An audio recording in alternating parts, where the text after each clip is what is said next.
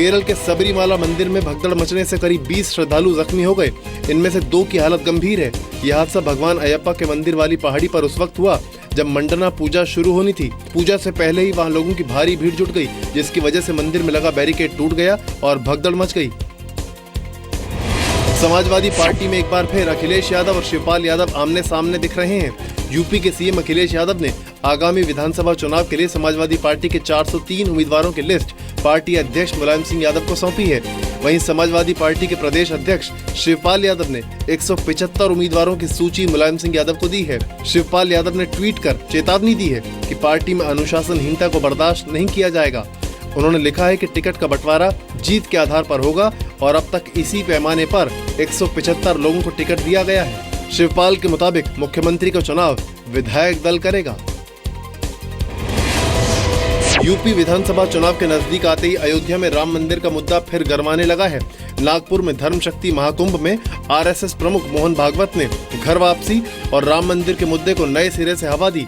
भागवत ने कहा कि जो लोग दूसरे विचार में चले गए हैं उन्हें वापस लाना चाहिए और देवी देवताओं की जन्मस्थली के लिए कोशिश की जानी चाहिए। मानव बिंदुओं की पूरा समाज मिलकर स्थापना करे, इस प्रकार का वातावरण बनाओ। वहीं अयोध्या पहुंची केंद्रीय मंत्री उमा भारती ने कहा कि अब राम मंदिर के स्थान को लेकर कोई विवाद नहीं रह गया है। जो महत्वपूर्ण बिंदु था कि ये राम जन्मभूमि है या नहीं, ये निर्विवाद हो गया।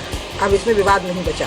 यूपी के सीएम अखिलेश यादव ने भी रविवार को साधु संतों के साथ वक्त बिताया।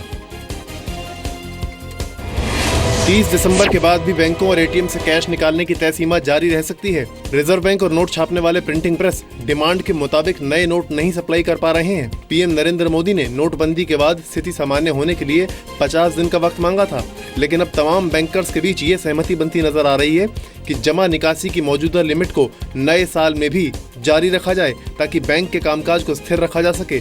मौजूदा व्यवस्था के मुताबिक लोग अभी एटीएम से एक दिन में 2500 रुपए और अपने खातों से एक हफ्ते में सिर्फ 24,000 रुपए तक ही निकाल सकते हैं। लेकिन अगर व्यक्तिगत रूप से जमा निकासी की सीमा हटाई जाती है तो इसकी संभावना कम है कि बैंक मौजूदा वैध करेंसी को देखते हुए ज्यादा मांग को पूरा कर पाएंगे।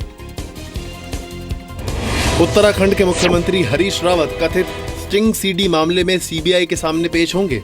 सीबीआई ने इस मामले में 29 जनवरी को प्राथमिक रिपोर्ट दर्ज करते हुए रावत को पूछताछ के लिए पहले 9 मई को तलब किया था, लेकिन तब मुख्यमंत्री ने पूछताछ की तारीख बढ़ाने की मांग की थी। हरीश रावत ने कहा है कि उन्होंने कुछ भी गलत नहीं किया है और वो अपनी बेगुनाही साबित करेंगे। हमने पहले ही कह रखा कि हम प्रिलिमिनरी इंक्वायरी में सहयोग करेंगे। इस मामले की सुनवाई उत्तराखंड हाईकोर्ट में भी चल रही है, जहां हरीश रावत के वकील ने मामले की अगली सुनवाई 26 दिसंबर के पहले किए जाने की मांग की थी। हालांकि सीबीआई के विरोध के बाद कोर्ट ने अगली सुनवाई 7 जनवरी के लिए तय की है।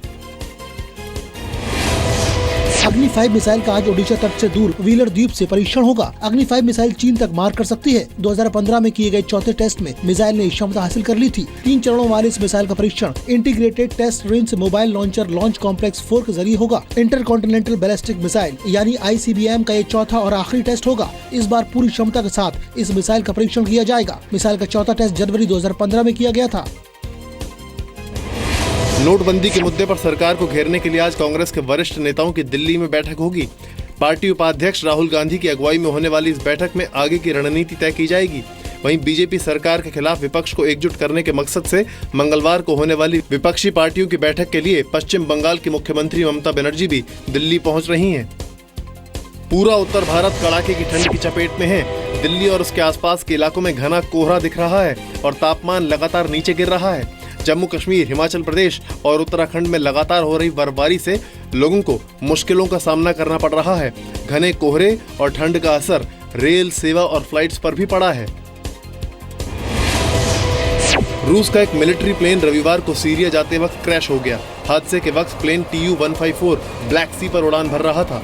इसमें 92 लोग सवार थे। सभी की मौत की खबर है। रूसी सरकार ने भी कहा है कि हादसे में किसी के बचने की उम्मीद नहीं है।